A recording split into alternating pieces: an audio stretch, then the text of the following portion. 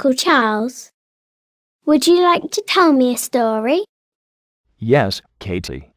I will tell you the story of eukaryotic cells. I should have imagined it was just the boring sort of story you always tell. Don't worry, it's an exciting story.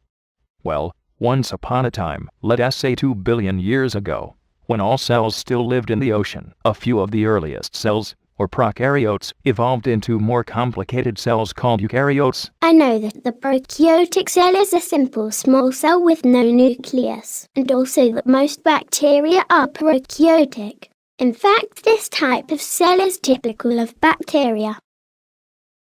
Tell me, what are eukaryotes? Eukaryotic cells are much bigger than prokaryotes and have a cell nucleus which houses the cell's DNA.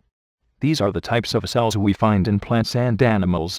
How bigger are eukaryotes than prokaryotes?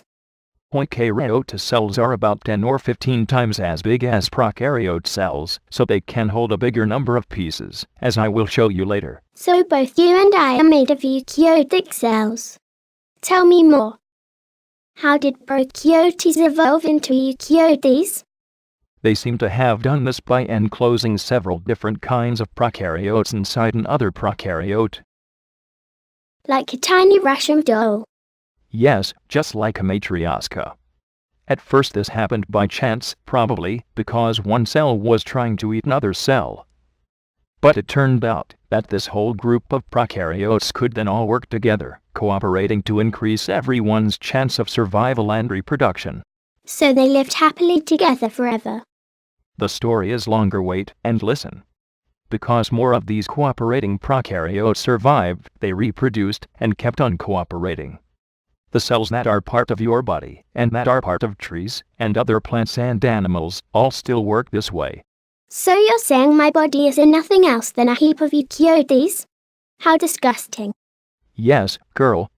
Now I am going to explain you the structure of these eukaryotes. As I said before, eukaryotic cells have a cell nucleus which houses the cell's DNA. While prokaryotes have no nucleus. Right. You're a smart girl. But do you know what a nucleus is? Well, the nucleus is the brains of the cell. It uses chromosomes to instruct the rest of the cell what to do next. The nucleus, which also houses the DNA, as you know, is enclosed by a membrane.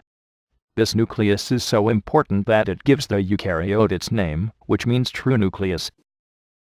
Wow. Go on telling. What's next in a eukaryotic cell? Another important element is the membrane. This is the outer boundary of the cell. Sort of like the skin. It allows some substances in and keeps others out. Then we have mitochondria. This is where the cell gets its energy. In the human body, glucose reacts with oxygen in the mitochondria to make energy for the cell. What is glucose? Glucose is a sort of sugar, and it enters our bodies through food. Are mitochondria as old as the rest of the cell? More or less the same age.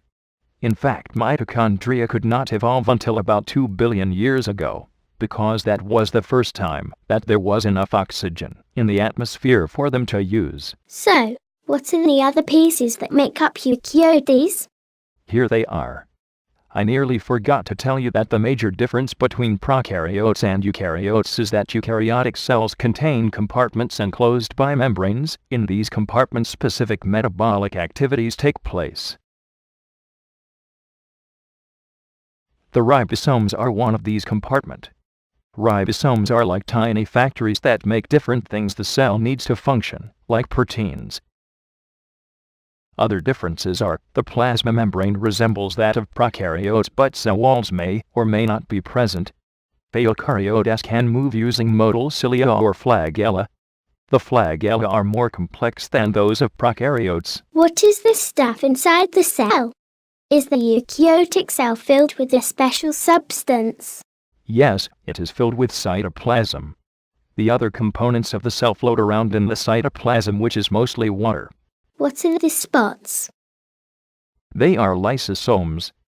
These guys clean up the place, getting rid of waste and other unwanted substances that may get into the cell. How many strange names?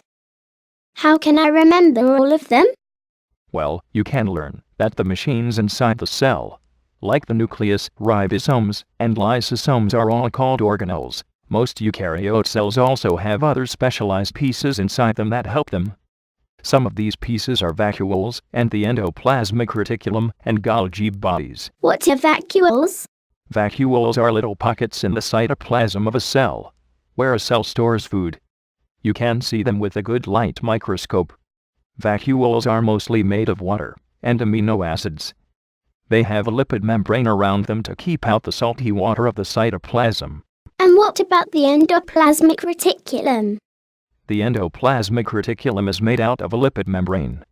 All eukaryote cells have some endoplasmic reticulum. It is called endoplasmic because it is floating in the cytoplasm of the cell. Reticulum is the Latin word for a little net. So the endoplasmic reticulum is a little net that floats in a cell's cytoplasm. The endoplasmic reticulum is connected to the nuclear membrane that wraps around a cell's DNA. So there is a direct connection between the cell's nucleus and the endoplasmic reticulum. Oh, I almost forgot the most important thing. One of its main functions is to produce proteins and lipids. You forgot the Golgi bodies. The Golgi bodies store, package, and distribute the proteins and lipids made in the endoplasmic reticulum. Proteins carry a distinctive tag. The Golgi apparatus recognizes the tag and transports the proteins back to the endoplasmic reticulum. So Golgi are sort of school bus or taxi. Cool. I forgot to mention eye spots. What are eye spots? About 2 billion years ago, or maybe a little later, some eukaryote cells developed the ability to see. The cells that had evolved the ability to photosynthesize needed light in order to make their food. So it was important to these cells to be able to find sunlight to use in the photosynthesis. The eye spots are near the flagellum, so they can control how the flagellum moves. When light hits some of the eye spots, these tell the flagellum to start moving the cell in the direction of the light. These eye spots are the ancestors of eyes. This is not science. It's a horror movie. Well, let us call it horror science, Katy.